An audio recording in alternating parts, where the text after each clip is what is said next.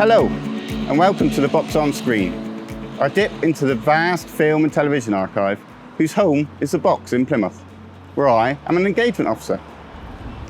For this episode, I've come to Plymouth's iconic Union Street, a boulevard constructed in the 1800s to link Plymouth to Devonport. However, it's probably most famous for its 20th century nighttime scene. Once the epicentre in the city for cinema, theatre, bars and nightclubs, and all that entails. And this vast building has been at the heart of all that since the 1930s. Known today as the Millennium Building, originally a cinema, then a dance hall, nightclubs, and even a roller disco. But its story doesn't end there. Let's go in and find out more.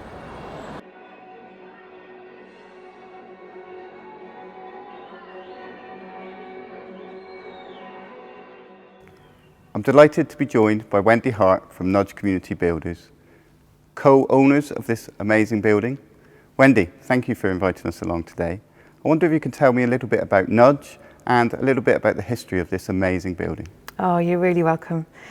So I'm Wendy, I'm co-director of Nudge Community Builders with Hannah Sloggett. We gave ourselves permission back in 2017 to start opening some of the buildings that were empty and derelict. So we've now done that to 4 buildings on the street. We own 2, of which one is the Clipper and the other one's here, which is the Millennium with Eat Work Art. We did a share offer just before Christmas to be able to activate. We're going to activate the ground floor by getting people in to run their businesses downstairs. And that share offer, we raised $351,000 just before Christmas. So we're really excited about this building, and you're right, it is a really big, vast space. It does catch me by surprise whenever I come into it. It was opened as a theatre in 1931, called the Gaumont Palace Theatre, and over the years it's been through a number of iterations. So it's been a roller disco, and it's also been a dance hall, the Majestic. People have really fond memories of the different things that they did in here. And then latterly, before it closed in 2004, it was a number of different nightclubs, and it was last known as the Millennium. So from that time, the building stood empty for 15 years and has fallen into this sad state of repair. Tell me, Wendy, what are Nudge going to do to bring it back to life? Yeah, so we're really excited about this building, and we know that lots of other people are as well. So downstairs, we're going to activate it with semi-industrial use units downstairs. We want to kind of reinstate the front entrance as well, so that might be an art gallery, somewhere you can pop into when maybe the upstairs isn't in use. And then this upstairs, where we are now, we want it to be a really fantastic music venue and venue for other things as well to happen in here. And then if we can, we want to do a fancy roof garden or lovely VIP space upstairs. So maybe you could get married on the top of the Millennium, and then you could have this lovely space as well for events. Well, good luck with those plans. And we're going to find out about a real gem from the building's heyday shortly. But first, let's go back out onto Union Street. And from my research of our archive at the Box, I've found an amazing film from 1966 called Union Street, Saturday Night. It's from a time when this whole strip came alive as day turned into night. This is a portrait, no condemnation, of the hours between 8 and 3 in Plymouth's most famous street.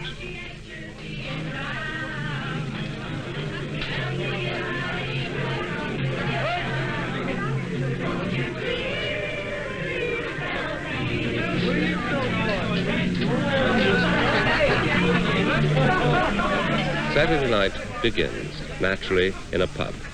This is one of the 21 pubs in Union Street's small square mile, the United Services. Before the war, there were 36. On summer evenings, in a pub like this, they shift around 300 planks of rough cider. The past, though, is a legend. What is the street like today? Well, I don't know it from the very old days, but I mean, it's still fairly lively. It's still enough to keep people on their toes. Do you think people enjoy themselves in Union Street? I think they do. My experience is that they do. Some people think that Union Street's a bit of a rough shop on a Saturday night. What do you think? I think it depends where they come from. I don't think it's all that rough, honestly. I mean, there's a lot of people about, and there's a lot of people about, like at a football match or something, you get a little bit of life, but I don't think it's too naughty. As a landlord, do you have much trouble with rowdyism? Not really, no. I think people not anymore, I don't think, and you get with a crowd of people anywhere. I think they're pretty well behaved generally. We do have our little ups and downs, but when you meet a lot of people, I think you expect that. The people that make it rough don't come from Plymouth. Where do they come from? Everywhere. You get all these so-called Bristolians, the Scousers, Geordies, all the lot. They comes down here, so what happens? Even Scotsmen, Welshmen, Irishmen. It's not Plymouthans that's making Plymouth. No, I'm nearly dead. Not Plymouth. No, I don't think so. Do you enjoy yourself in Union Street on a Saturday night? Where else can you go? Where else can you go? A few people are a little worse for wear there, and Scousers getting the blame. Yeah, absolutely. We do know how to party, and yeah, sometimes it's just that blame. In the early 70s, Union Street was a place struggling with deprivation and lack of investment.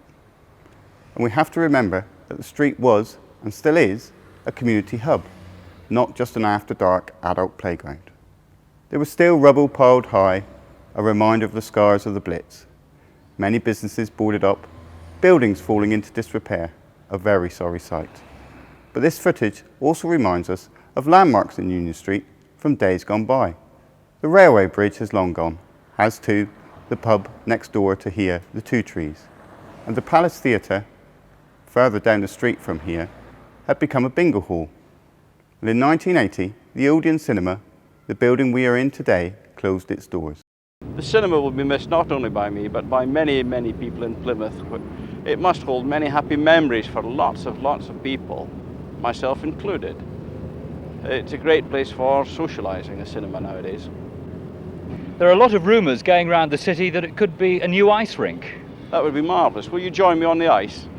Any truth in those? I don't know, David. Until we get board approval for any expenditure, it's anybody's guess what it could be eventually.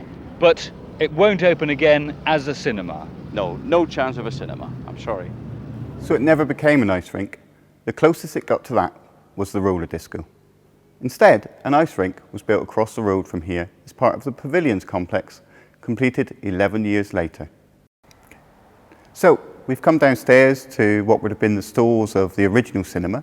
I wonder, Wendy, could you tell us a little bit more about what this building would have been like as a cinema? Yeah, so when it was opened in the 30s, we know that downstairs it had about 1,200 seats down here, and then the upper circle where we were had 790 or something seats.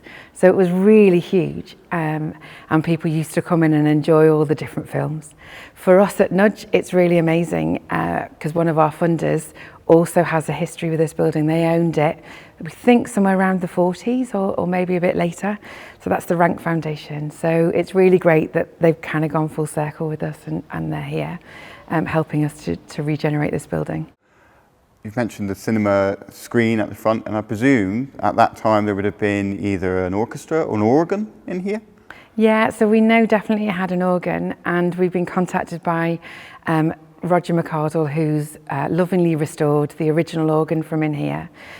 We know that it left here in the 60s and went to 2 different churches in Plymouth. And when it moved from here, all the mouldings and the percussion instruments were stripped from it. So Roger's been lovingly putting all those back on, and it looks really, really amazing. Excellent. Well, thank you, Wendy, for letting us enjoy this space. And thank you for joining us on The Box on Screen. If you'd like to see more, why not check out our YouTube channel, or come and visit us at The Box.